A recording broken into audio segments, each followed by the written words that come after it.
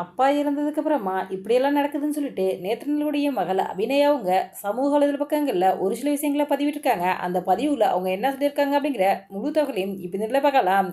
நேத்ரன் கடந்த சில தினங்களுக்கு முன்பு உடல்நலக்குறைவு காரணமாக காலமானார் அப்படிங்கிறது நம்ம எல்லாருக்குமே தெரியும். அவர் காலமானது அவருடைய குடும்பத்தார்களுக்கு மிகப்பெரிய பேரிழப்பு அப்படின்னே சொல்லணும்.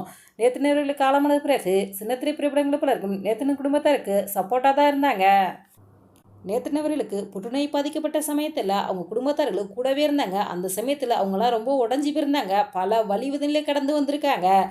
நேத்தன் அவர்கள் ஆசைப்பட்டது மாதிரி அவருடைய குடும்பத்தார்களை சந்தோஷமாக இருக்க வேண்டும் அப்படின்ற ரசிகர்களுடைய விருப்பமாக இருந்து வருது. அந்த வகையில் நேத்தன் அவருடைய மகள் அபிநயா தன்னுடைய சமூக பக்கங்களில் ஒரு வீடியோ ஒன்று பதிவிட்டிருக்காங்க. அதில் ஒருத்தவங்க, நீங்கள் உங்கள் அப்பாவை மறந்துட்டீங்கன்னு நான் நினைக்கிறேன். பணம் சம்பாதிக்க ஆரம்பிச்சிட்டிங்க. ஒரு மாதத்தில் எல்லாத்தையும் மறந்துட்டு இப்படியெல்லாம் மாறிட்டீங்களே, இதெல்லாம் ஏற்றுக்கொள்ள முடியாது அப்படின்ட்டு பதிவிட்டிருக்காங்க.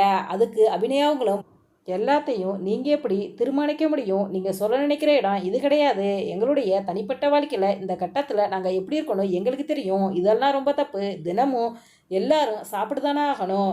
முகத்தை கூட காட்ட முடியாது. நீங்கள் இதில் வந்து இப்படி பேசுகிறது ரொம்ப தப்பு. இந்த மாதிரி எதிர்மறையான கருத்துக்களை நான் புறக்கணிக்கிறேன். மற்ற யாரையும் ஜட்ஜ் பண்ணாதீங்க அப்படின்ட்டு அபிநயாவுங்க தன்னுடைய சமூக பக்கங்களில் பதில் சொல்லியிருக்காங்க.